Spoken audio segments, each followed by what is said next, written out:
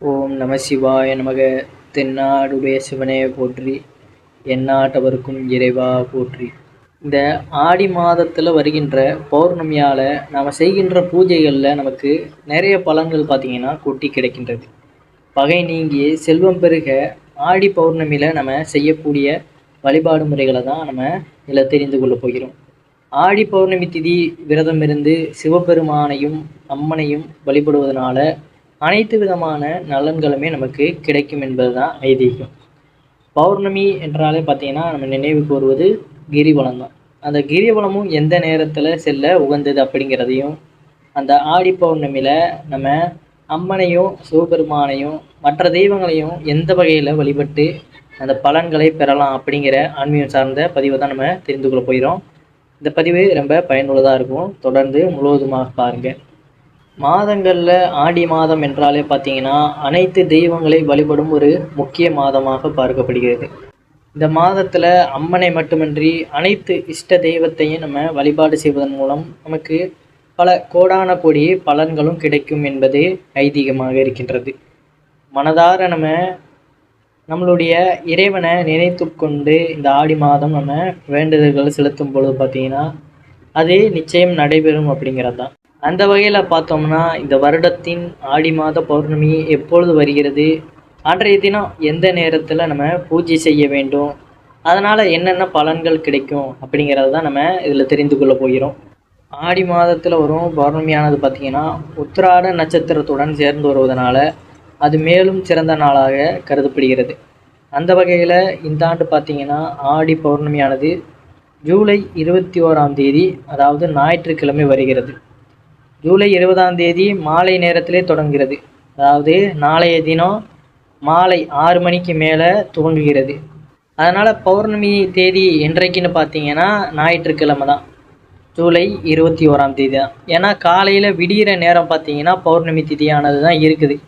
அதனால் ஜூலை 21ஆம் தேதியை நம்ம பௌர்ணமி தினமாக எடுத்துக்கொள்ளலாம். திருவண்ணாமலைக்கு கிரிவலம் செல்பவர்களாக இருந்தீங்கன்னா நாளைய தினம் சாயங்காலம் வேலையிலே 6 மணிக்கு மேலே பார்த்தீங்கன்னா பௌர்ணமி தேதி ஸ்டார்ட் ஆகிடுது.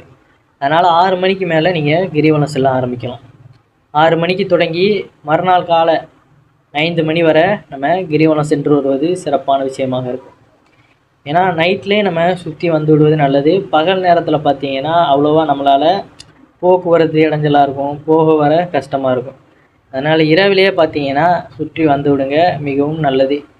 இது சந்திர பகவானை நம்ம தரிசனம் செய்து கொண்டே அப்படியே சிவபெருமான மனதில் நினைத்து கொண்டு கிரிவல பாதையில் வரணும். நம்ம கிரிவலம் போகிறதுனால பார்த்தீங்கன்னா நமக்கு உடல்லையும் ஆரோக்கியம் ஏற்படும். அவ்வளோ தூரம் நம்ம நடக்கிறோம், அது ஒரு உடல் ஆரோக்கியம். அது மட்டும் இல்லாமல் பார்த்தீங்கன்னா அந்த இறைவனோட அருளும் நமக்கு கிடைக்கப்பெறுகின்றது. அதனால் அதை நம்ம மனதில் வைத்து கொள்ளணும். கிரிவலம் போகிறோம், அனைவருமே போகிறாங்க, சுற்றுறாங்க, நம்ம ஒரு ஜாலியாக போயிட்டு வருவோம் அப்படின்னு இருக்கக்கூடாது. கிரிவலத்திற்கு போகிறோம் என்றாலே பார்த்தீங்கன்னா அந்த இறைவனின் அருள் நமக்கு கிடைக்கின்றது. மனதை ஒருநிலைப்படுத்தணும் அப்படிங்கிறது தான். கிரிவலம் ஸ்டார்ட் ஆகிறதுலேருந்து நம்ம முடிகிற வரை பார்த்தீங்கன்னா சிவபெருமானை முழுவதுமாக நம்ம மனதில் நினைத்து கொண்டு அப்படியே நம்ம சுற்றி கொண்டு வரணும். முடிந்தால் அந்த திருநாமத்தை நம்ம கூறிக்கொண்டே வரலாம். ஓம் நம சிவாய அப்படிங்கிற அந்த மந்திரத்தை நம்ம கூறிக்கொண்டே அந்த கிரிவல பாதையில் நம்ம சுற்றி கொண்டு வரலாம். இப்படி நீங்கள் மாதம் பௌர்ணமி திதியில் போய் கிரிவலம் சுற்றி கொண்டே வரும் பொழுது சிவபெருமான் உங்களுடைய குடும்பத்தை எப்பொழுதுமே அருள்பாலிப்பார் அப்படிங்கிறது தான். பொதுவாக பௌர்ணமி என்றாலே பார்த்திங்கன்னா சிவ வழிபாட்டிற்கும் திருமால் வழிபாட்டிற்கும் அம்மன் வழிபாட்டிற்கும் ஏற்ற நாள் என சொல்லப்படுவது உண்டு. ஆனால் ஆடி பௌர்ணமியானது எந்த தெய்வத்தை நம்ம வழிபட்டாலும் பல மடங்கு உயர்வான பலன் கிடைக்கும் அப்படிங்கிறது தான் இந்த ஆடி மாதத்திற்கு அவ்வளவு சிறப்பு அப்படிங்கிறது. ஏன்னா அம்மன் அவதரித்த மாதமாக பார்த்திங்கன்னா இந்த ஆடி மாதம் கருதப்படுகிறது. அதனால் இந்த மாதத்தில் நம்ம எந்த தெய்வத்தை வழிபட்டாலுமே அந்த தெய்வத்தோட பலனானது நமக்கு பல மடங்கு கிடைக்கும் அப்படிங்கிறது தான்.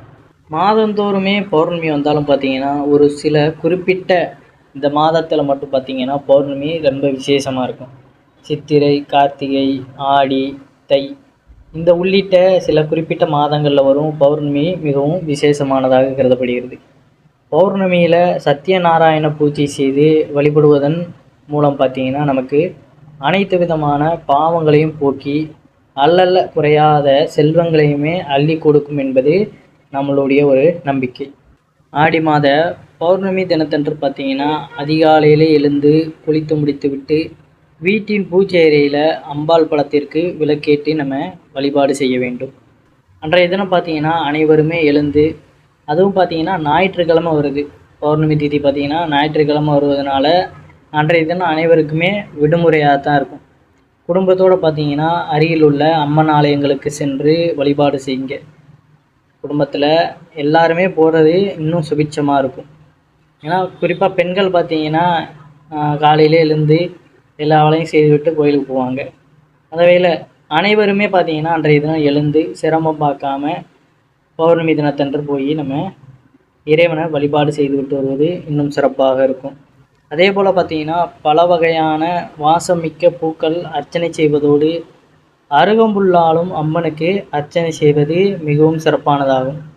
ஆடி பௌர்ணமி நாளில் சிவபெருமானுக்கு திரட்டப்பால் அபிஷேகம் செய்து கரு ஊமத்தம் பூமாலையும் அணிவித்து மூங்கிலரிசி பாயாசம் படைத்து வழிபாடு செய்தால் எப்பேற்பட்ட பகையுமே நமக்கு விலகும் அப்படிங்கிறது ஐதீகம்.